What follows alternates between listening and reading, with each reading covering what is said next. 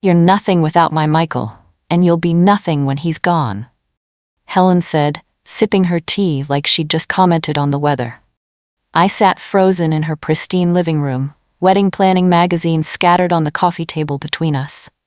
My fiancé Michael was upstairs showering, completely unaware that his mother was busy destroying me with words that cut deeper than any knife. "Girls like you think you can marry up and suddenly matter, but blood tells the truth and you'll never be family." I was 28 then, a struggling teacher making $30,000 a year, marrying a man whose family owned half the commercial real estate in town. Helen had made it clear from day one that I wasn't good enough for her precious son. But this was different. This wasn't just disapproval. This was a prediction, a curse she was placing on my future. I managed to smile and nod, the way I always did when she cut me down. "More tea?" she asked sweetly, like she hadn't just told me I was worthless. That conversation haunted me for years, especially when it turned out she was half right about one thing. Michael died in a skiing accident 3 years later. One moment we were planning a vacation to celebrate his promotion at his family's firm. The next, I was sitting in a hospital corridor while doctors explained that my husband's injuries were too severe. Helen arrived at the hospital in full makeup and a black dress, like she'd been preparing for this moment. While I sobbed in the waiting room chair, she stood perfectly composed, already making phone calls about funeral arrangements. "Don't worry, dear," she said, patting my shoulder with the same false kindness she'd always shown. "The family will take care of everything. You just focus on whatever it is you'll do next." The way she said it made my blood run cold, like my grief was inconvenient, like my future was already decided. During those horrible days, while I could barely function, Helen took control of everything. The funeral, the estate, the business decisions. Everything that had been Michael's became hers to manage. I was too broken to fight, too devastated to see what was happening until it was too late. She moved through our shared tragedy like a general commanding troops, efficient and emotionless.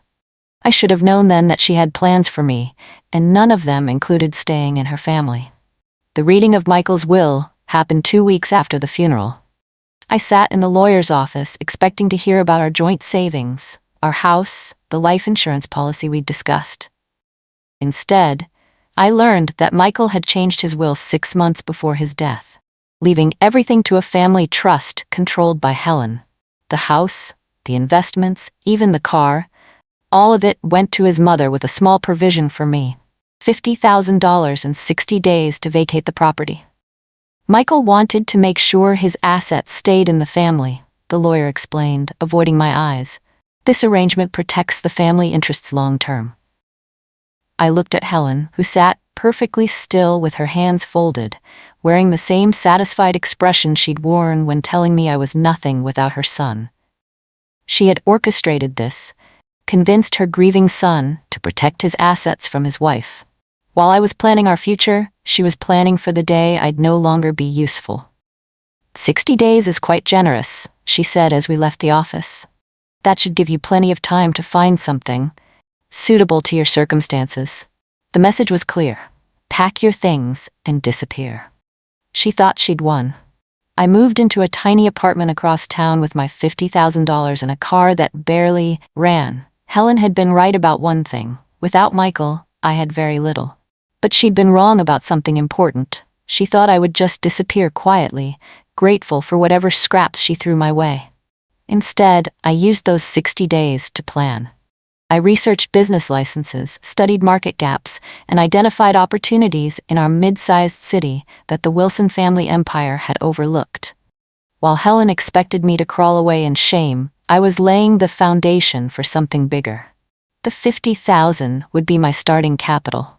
I'd spent 3 years watching Michael's family business, learning how they operated, understanding their strengths and weaknesses. They owned commercial real estate but ignored residential properties. They focused on established businesses but missed opportunities in emerging markets. I saw gaps everywhere, chances to build something they had never considered. My teaching degree had taught me to be organized, patient, and creative. My years in their family had taught me how wealth really worked. I might not have been born into money, but I'd spent 3 years studying it up close. Helen thought she was ending my story, but she was just beginning it. I started buying rundown houses with my small savings, fixing them up myself, and renting them to young families who couldn't afford Helen's expensive properties. The work was exhausting. I spent evenings and weekends painting walls, installing fixtures, and learning plumbing from YouTube videos. My hands were constantly dirty, my back ached, and some nights I fell asleep in paint-covered clothes. But every rental check that arrived was proof that I could build something without the Wilson name. Within 6 months, I owned 3 properties and was turning a profit. Helen's friends started mentioning seeing me around town, covered in paint or loading supplies into my beat-up truck. "Poor dear," I heard she'd said at the country club. "She's really struggling since Michael passed, working like common labor now." Let her think I was struggling. Let her believe I was desperate and failing. While she sipped cocktails and gossiped about my fall from grace, I was building an empire she couldn't see coming. By month 8, I had 5 properties and a waiting list of tenants. I wasn't just surviving without her son. I was thriving in ways she never could have imagined. The satisfaction of proving her wrong grew with every successful month. A year after Michael's death, I incorporated Wilson Free Properties, a name that made my intentions crystal clear. I had 12 rental units, all consistently occupied, and had started flipping houses for profit. The local bank that had initially refused me a business loan was now calling to discuss expansion opportunities. I reinvested every dollar I earned, living simply in my small apartment while my business grew larger. Helen occasionally drove past my properties, and her friends reported back that the widow is still playing with those little houses. They had no idea I was making more money each month than I'd ever earned as a teacher. The beauty of real estate was that it looked smaller than it was. 12 houses scattered around town didn't look like much compared to the Wilson family's office buildings and shopping centers. But those 12 houses generated steady income, appreciating value, and most importantly, complete independence. I hired a property management company to handle daily operations while I focused on acquisitions and renovations. My business was becoming professional, organized, and profitable. The best part was that I owed nothing to anyone. No family money, no inherited advantages, no help from the people who had dismissed me. Every success belonged entirely to me, built with my own hands and decisions. Helen had thought she was sending me into poverty, but she'd accidentally freed me to become wealthy. The second year brought opportunities I hadn't expected. A developer approached me about selling my properties for a new shopping complex. The offer was substantial, 3 times what I'd paid for the land, but I countered with a partnership proposal instead. I would provide the land, they would build, and we'd split the commercial rental income. It was a gamble that paid off spectacularly. Within 6 months, I was earning more from that one development than the Wilson family made from their oldest properties. I used the profits to expand into commercial real estate, buying small office buildings and retail spaces that the Wilson empire had overlooked. They focused on trophy properties in prime locations, while I built wealth in the secondary markets they ignored. My portfolio grew to 35 properties across residential and commercial sectors. I hired employees, opened a real office, and started making acquisition offers that made local real estate agents take notice. The funny thing about money is that it multiplies faster once you understand how it works. I'd learned that lesson watching Michael's family, but I was applying it in ways they never had. Innovation, risk-taking, and hard work were building me something bigger than anything they'd inherited. Helen still had no idea what was happening right under her nose. By year 3, I was worth more than $2 million on paper, but I lived like I was still struggling. I kept the same small apartment, drove the same beat-up truck, and wore simple clothes to business meetings. I wanted Helen to keep believing I was failing, that her prediction was coming true. Meanwhile, I was quietly becoming one of the largest property owners in the area outside of her family's empire.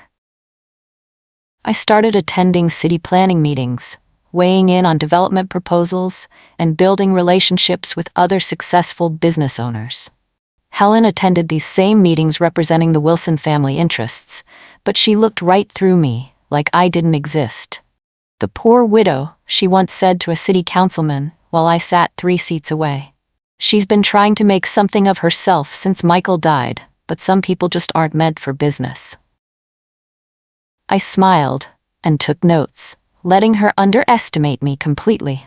That dismissal was worth its in gold because it meant she wasn't watching what I was building. While she focused on protecting existing Wilson properties from legitimate competitors, she ignored the growing threat that was sitting right next to her at public meetings. Her blindness was my biggest advantage. The phone call came on a Tuesday morning in my 4th year. Helen's lawyer wanted to meet with me about a matter of mutual interest. I almost laughed out loud. After nearly 4 years of complete silence, suddenly the Wilson family had something to discuss with me. I agreed to meet, curious about what had finally gotten their attention. The lawyer's office was the same place where I'd learned about being cut out of Michael's will. Sitting in that same chair, I felt a surge of satisfaction, remembering how powerless I'd felt that day compared to how strong I felt now. Helen arrived wearing her best jewelry and carrying herself like she was doing me an enormous favor by appearing. "Sophia, dear," she said with that same fake sweetness I remembered. "You look, well, I'm glad to see you're managing." Managing, like I was barely keeping my head above water, instead of building wealth faster than her family ever had. The lawyer cleared his throat and explained why we were there. The Wilson family wanted to buy my properties, not some of them, all of them. They were offering market value, which told me they had no idea what my portfolio was actually worth. Helen sat quietly, probably expecting me to jump at the chance to finally have real money. "Why now?" I asked, looking directly at Helen instead of the lawyer. She shifted in her chair, uncomfortable with my directness. "The family is consolidating assets," she said carefully. "We'd like to streamline property management in the area." I almost laughed. Consolidation was business speak for "you're becoming a threat." They'd finally realized I wasn't struggling, wasn't failing, wasn't disappearing like she'd expected. "Your offer is interesting," I said, "but my properties aren't for sale." The lawyer looked confused. "Mrs. Carson, this is a very generous offer. You could invest the proceeds in something more appropriate to your experience level." Appropriate to my experience level. They still saw me as the struggling teacher who'd married above her station. Helen leaned forward. "Dear, you've done well with your little project, but managing property is complicated. The family has resources and connections that could help you transition into something simpler." Something simpler. Like they were doing me a favor by offering to buy the empire I'd built with my own hands. "I appreciate your concern," I said, standing up. "But I'm quite happy with my complicated little project." The meeting ended with confused stares and hushed whispers. They'd expected gratitude, not refusal. 3 days after our meeting, Helen showed up at my office unannounced. She walked through the reception area like she owned it, commenting on the furniture and the professional appearance of my staff. "This is quite impressive," she said, settling into the chair across from my desk. "Much more substantial than I expected." I let the insult slide and waited for her real reason for visiting. "I think we got off on the wrong foot the other day," she continued. "The family has been watching your progress, and we're genuinely impressed with what you've accomplished." Watching my progress. They'd been investigating me, probably for months, trying to figure out how the woman they'd dismissed had built something significant. "We'd like to discuss a partnership," she said. "The Wilson name could open doors for you that might otherwise remain closed." A partnership? After years of treating me like dirt, now they wanted to be partners. "What kind of partnership?" I asked, though I already knew this was about control, not cooperation. She outlined a proposal where I would manage residential properties while they handled commercial real estate, with shared profits and decision-making. It sounded reasonable until she mentioned the part about Wilson family oversight of all major decisions. They wanted to buy me without actually paying for me. "That's generous," I said, "but I prefer working independently." Helen's smile tightened. "Independence is admirable, dear, but this business requires connections and reputation that take generations to build." generations to build. She was reminding me that I was an outsider, that I'd never really belong in their world. The Wilson name has been synonymous with quality real estate for 50 years. That kind of legacy has value beyond what you could achieve alone. I nodded thoughtfully. You're absolutely right about legacy and reputation. That's exactly why I've worked so hard to build my own. Her smile disappeared completely. Sophia, I'm trying to help you. This market can be unpredictable, especially for someone without family connections to fall back on. There it was, the threat wrapped in fake concern. Play ball with the Wilson family or face the consequences of competing against them. I appreciate your concern, I said, standing up. But I've been managing unpredictability quite well on my own. She stood too, her composure cracking slightly. You're making a mistake. We're offering you a chance to be part of something bigger than yourself. Something bigger than myself. Like my own success wasn't big enough. Like what I'd built didn't matter unless it carried their name. Thank you for the offer, I said, opening my office door. I'll stick with what I've built myself. Helen left my office angry, and within a week, I understood why she'd been so insistent about the partnership. The Wilson family launched a campaign to buy every property adjacent to mine, clearly intending to squeeze me out through strategic acquisitions. They offered premium prices to my neighbors, funded developments that would compete with my projects, and used their bank connections to make financing harder for my expansion plans. It was corporate warfare disguised as normal business activity. But they'd made a crucial mistake. They thought I was still the powerless widow they'd dismissed years ago. I countered their moves with strategies they didn't expect. When they bought land near my developments, I offered the previous owners leaseback agreements that kept my projects viable. When they funded competing developments, I partnered with local contractors who preferred working with me over the demanding Wilson family. When banks became reluctant, I found private investors who were tired of the Wilson monopoly on local real estate. Every move they made, I had a counter-move ready. This wasn't just business anymore. It was personal. Helen had made it personal when she tried to force me into partnership, when she assumed I'd surrender rather than fight. She'd forgotten that I had nothing to lose and everything to prove. The war between us was just beginning. 6 months into our real estate war, I made a discovery that changed everything.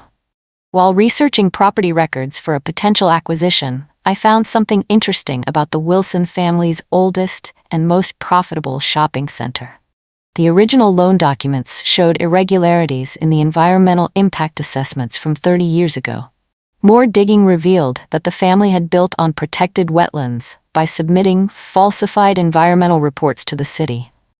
The shopping center that anchored their empire was built on a foundation of fraud. I took the documents to my lawyer, who confirmed what I suspected. This was enough to trigger federal environmental investigations and potentially invalidate the property's development rights. The shopping center could be shut down, demolished, and the land restored to its natural state. The Wilson family could face criminal charges and civil penalties that would bankrupt them. I had the power to destroy everything they'd built with a single phone call to the EPA. But I didn't make that call immediately. Instead, I sat in my office, staring at those documents, thinking about power and revenge and what kind of person I wanted to be. Helen had tried to destroy me with cruelty and dismissal. I could destroy her with facts and law. The question was whether I wanted to become the kind of person who used that power. I kept the documents locked in my safe for 2 weeks while I decided what to do with them. During that time, Helen escalated her campaign against my business, using city contacts to delay my permit applications and spreading rumors about my financial stability. She was getting desperate, which meant she knew I was winning our war. The tipping point came when she convinced the bank to call in a loan on one of my commercial properties, forcing me to scramble for emergency financing. The property was profitable and the loan was current, but the bank cited changing risk assessments for their decision. I knew Helen was behind it because she'd served on that bank's board for 15 years. That night, I called her directly. "We need to talk," I said when she answered. "I think you'll find what I have to say very interesting." We met at a neutral location, a coffee shop downtown where neither of us had personal history. Helen arrived looking supremely confident, probably thinking I was ready to surrender. She ordered tea with her usual regal composure and waited for me to speak first. "I've been doing some research on local development history," I began, sliding a folder across the table. "You might find this fascinating reading." Her confidence evaporated as she opened the folder and saw the documents. Helen's face went completely white as she read through the environmental reports and loan documents. Her hands trembling slightly, she closed the folder and looked at me with something I'd never seen before. Fear.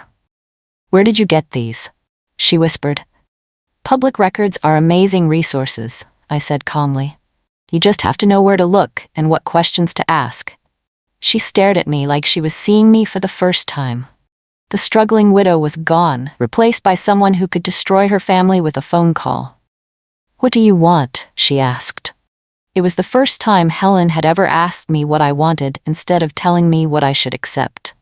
"I want you to stop interfering with my business. No more pressure on banks, no more permit delays, no more rumors about my financial stability."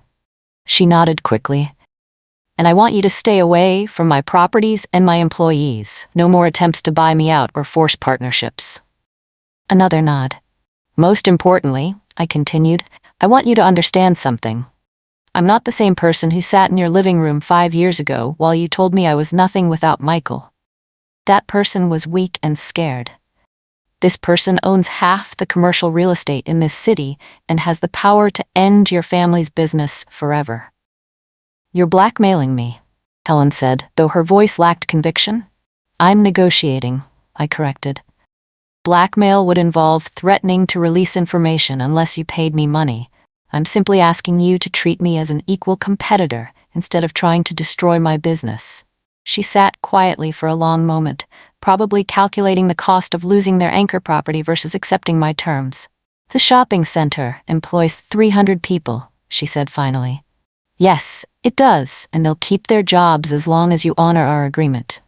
I stood up, leaving the folder on the table. "Keep those copies. I have the originals in a safe place, along with instructions for their release if anything unfortunate happens to me or my business." As I walked away, I heard her call my name. I turned back to see her looking smaller than I'd ever seen her before. "Sophia," she said, "I underestimated you." "Yes," I said, "you did." That was the last time Helen Wilson ever threatened my business or questioned my capabilities. Word spread quickly through the local business community that the Wilson family was no longer actively competing in residential real estate. People assumed it was a strategic business decision, but I knew the truth. It was surrender disguised as strategy. 2 years passed in peace. My business grew to over 100 properties, while the Wilson family focused on maintaining their existing commercial holdings.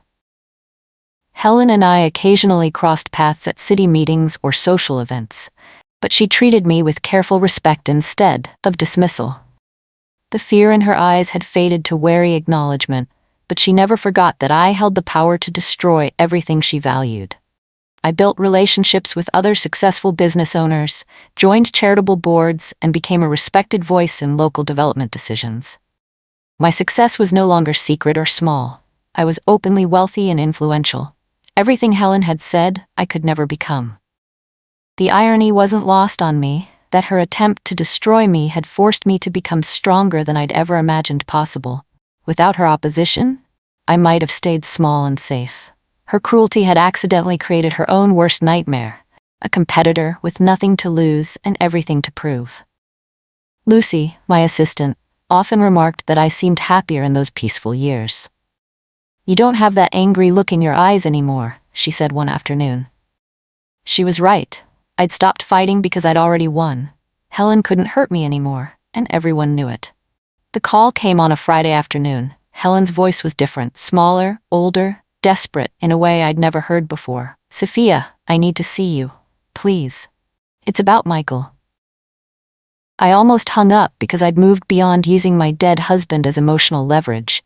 But something in her voice made me agree to meet. She arrived at my office looking like she'd aged 5 years in the past month. Her usual perfect appearance was disheveled, her composure cracked. I'm dying, she said without preamble. Pancreatic cancer. The doctors say I have maybe 3 months. I felt a complex mix of emotions. Not satisfaction exactly, but a sense that justice was finding its own way. I'm sorry, I said, and meant it despite our history. There's something I need to tell you about Michael, about the will, about everything. She took a shaky breath. Michael never wanted to change his will. I manipulated him into it while he was grieving his father's death. I convinced him you might leave him for someone wealthier, that protecting family assets was his responsibility. The confession hung between us like a weight. I was so afraid of losing control, of losing relevance, that I destroyed the one relationship that might have made my son truly happy. She was crying now, mascara streaking down her cheeks. Why are you telling me this now? I asked. Helen wiped her eyes with a tissue from her purse. Because I'm about to face whatever comes after this life, and I can't carry these secrets anymore. She pulled out a manila envelope. Michael left letters. Love letters he wrote you but never sent? Journal entries about how guilty he felt about the will change? Plans he'd made to surprise you by changing it back? My hands shook as I took the envelope. Michael had planned to fix what his mother had broken, but he died before he could make it right. He loved you more than he ever loved anything else in his life, Helen continued, and I was so jealous of that love, so threatened by how happy you made him that I poisoned it with my fear and selfishness. I opened the envelope and saw Michael's handwriting, pages of words I'd never seen before. I want you to have these, Helen said, and I want you to know that everything you accomplished, every success you achieved, you did that in spite of my cruelty, not because of my son. You were never nothing without him. You were everything, and I was too blind and bitter to see it. The truth felt both devastating and liberating. Helen died 6 weeks later. I attended her funeral, not out of forgiveness, but out of respect for the woman who had finally told me the truth. The church was packed with business associates and family friends, but I sat in the back, observing more than participating. During the service, several people spoke about Helen's business acumen and charitable work, but nobody mentioned her capacity for cruelty or manipulation. Death had a way of sanitizing complicated people, turning their sharp edges into fond memories. After the burial, Helen's nephew approached me. Aunt Helen left something for you, he said, handing me another envelope. Inside was a handwritten letter and a business document. The letter was short. Sophia, I spent my life trying to control people and outcomes, but I never controlled the most important thing, how my actions would be remembered. You have every right to destroy my family's legacy, but I hope you'll choose mercy over justice. I was wrong about everything, especially about you, Helen. The business document was a transfer of ownership for the shopping center built on illegal foundations. She was giving me the property that could destroy her family, trusting me to decide its fate after her death. Even in her final act, Helen was trying to maintain control by forcing me to choose between revenge and mercy. I spent weeks thinking about what to do with Helen's final gift. The shopping center was worth millions, but accepting it felt like accepting blood money.